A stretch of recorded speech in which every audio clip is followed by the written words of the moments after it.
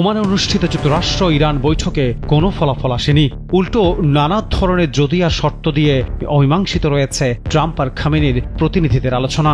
এমন পরিস্থিতিতে হঠাৎ করেই সৌদি আরব ঘোষণা দিয়েছে ইরানকে আক্রমণ করতে তাদের আকাশসীমা যুক্তরাষ্ট্রকে ব্যবহার করতে দেবে না দেশটি।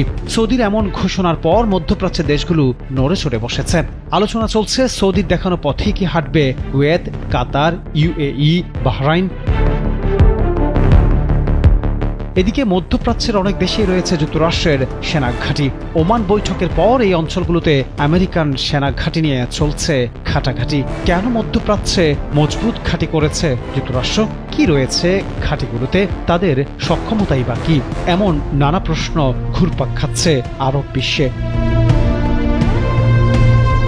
যুক্তরাষ্ট্র চলমান ইস্যু নিয়ে সমাধান চায়, তবে তার আগে ইরানকে পরমাণু কর্মসূচি স্থগিত করতে হবে বলে সাফ জানিয়ে দিয়েছে ট্রাম্পের প্রতিনিধি। অন্যদিকে ইরানও পাল্টা জবাব দিয়েছে।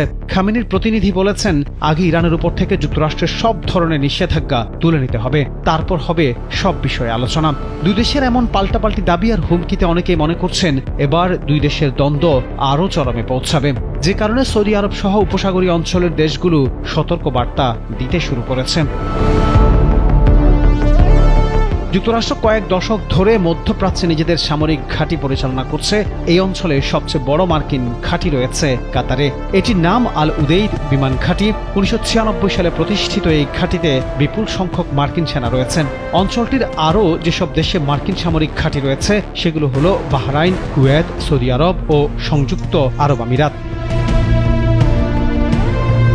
এইসব ঘাঁটিতে সাধারণ সময়ে প্রায় 30,000 মার্কিন সেনা থাকেন, কিন্তু বড় কোনো অভিযানের সময় তা কয়েক গুণ বাড়ানো হয়। 2001 সালে আফগানিস্তান হামলা শুরুর পর 2011 সাল নাগাদ মধ্যপ্রাচ্যের বিভিন্ন ঘাঁটিতে মার্কিন সেনা সংখ্যা বেড়ে দাঁড়িয়েছিল 1 লাখের বেশি।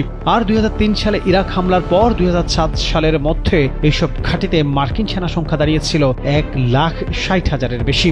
এইসব দেশগুলোর বাইরে সিরিয়ার ছোট ছোট দুই একটি ঘাঁটিতে প্রায় 2000 মার্কিন সেনা রয়েছে, যাদের অধিকাংশই উত্তর পূর্ব সিরিয়ায় অবস্থান করছেন। ইরাকে রয়েছে প্রায় 2,500 মার্কিন সেনা, যাদের একটি বড় অংশ থাকেন রাজধানী বাগদাদে তৃতীয় ইউএস ইউনিয়ন বা ফরওয়ার্ড অপারেটিং বেজে।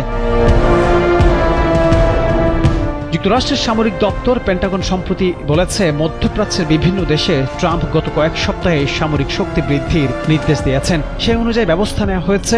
গত মার্চে ভারত মহাসাগরের দ্বীপ ডিয়াগো গার্সিয়ায় যুক্তরাষ্ট্র ব্রিটিশ সামরিক ঘাঁটিতে অতিরিক্ত 6টি B-2 বোমারু বিমান মোতায়েন করেছে পেন্টাগন। মধ্যপ্রাচ্যের দেশগুলো নিজেদের আকাশ সীমা ব্যবহার করতে না দিলে এখান থেকে ইরানে দ্রুত হামলা চালাতে পারবে যুক্তরাষ্ট্র।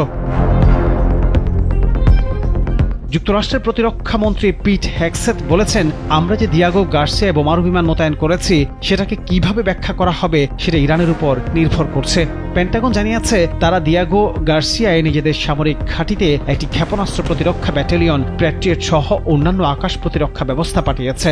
প্রয়োজনীয় অন্যান্য উড়োজাহাজও সেখানে পাঠানো হয়েছে।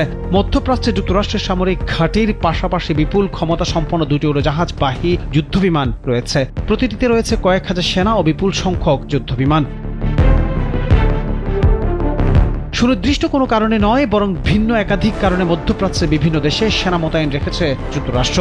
ইরাকের মতো কিছু দেশে ইসলামিক স্টেট বা IS এবং স্থানীয় সশস্ত্র গোষ্ঠীগুলোর বিরুদ্ধে লড়াই করছে যুক্তরাষ্ট্রের সেনারা, কিন্তু গত কয়েক বছরে সেখানে অবস্থানকারী মার্কিন সেনাদের লক্ষ্য করে ইরানের সমর্থনপুষ্ট সেনারা হামলা চালিয়েছে। ফলে তাদের উপরও পাল্টা হামলা চালিয়েছে মার্কিন সেনারা। অঞ্চলটিতে যুক্তরাষ্ট্রের গুরুত্বপূর্ণ মিত্র জর্ডানে কয়েকশো মার্কিন প্রশিক্ষক অবস্থান করছেন। তারা বছর জুড়ে ব্যাপক মহড়ারও আয়োজন করে থাকেন। কাতার ও আরব আমিরাতে মূলত দেশ দুটির নিরাপত্তা নিশ্চিত করার জন্য মার্কিন সেনা রাখা হয়েছে। তারা দেশ দুটির সেনাদের প্রশিক্ষণ দেন। দেশ দুটিতে মার্কিন সেনা রাখার আরেকটি উদ্দেশ্য হল অঞ্চলটি সামরিক কোনো অভিযানের প্রয়োজন হলে তাদের সহযোগিতা নিতে পারেন। ট্রাম্প গত মাসে ইয়েমেনের হুতিদের উপর বড় ধরনের বিমান হামলা চালিয়েছে। এইসব বোমা হামলায় ব্যবহৃত যুদ্ধ বিমানগুলো মধ্যপ্রাচ্যের বিভিন্ন ঘাঁটি থেকে উড্ডয়ন করেছে। তবে কোন কোন দেশ থেকে এসব উড়োজাহাজ উড্ডয়ন করেছে তা প্রকাশ করা হয়নি। তবে এবার যদি মধ্যপ্রাচ্যের দেশগুলো তাদের আকাশসীমা ব্যবহার করতে না দেয়, তাহলে বড় বিপদেই পড়বে যুক্তরাষ্ট্র। এদিকে আন্তর্জাতিক বিশ্লেষকরা বলছেন, সৌদির মতো কাতার, বাহরাইন, ইউএই, কুয়েতও যদি যুক্তরাষ্ট্রকে তাদের আকাশসীমা ব্যবহার করতে না দেয়, তাহলে খানিকটা বেকায়দায় পড়তে হবে ট্রাম্পকে। এখন গোটা আরব বিশ্ব সর্বোচ্চ চেষ্টা চালাবে যুক্তরাষ্ট্র ইরান ইস্যুর সুষ্ঠু সমাধানের জন্য। তা না হলে মধ্যপ্রাচ্য শুধু নয়, বিশ্বের বেশিরভাগ দেশকেই এর পরিণতি বরণ করতে হবে।